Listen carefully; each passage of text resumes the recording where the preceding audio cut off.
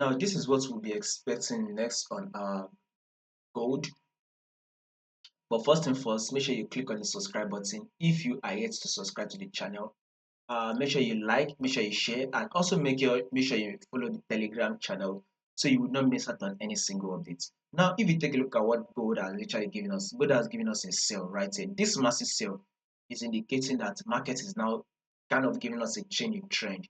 Now, take a look at this movement right here. Previously, market was trending up slowly right here. It was giving us a series of higher high, higher low. It was trending up slowly, right? Now, eventually, market did this, a first drop right here, which was a minor, very small drop, right? Market was able to give us a little bit of a pullback, and now this is another drop that market has given us. So expect a pullback and then one more drop will likely play out again. Once that one more drop plays out on gold, then we can now start anticipating for a bullish move. So above all, we will be expecting gold to give us a little bit of a pullback, more drop. After the last drop, then a bullish move is what we are going to be expecting.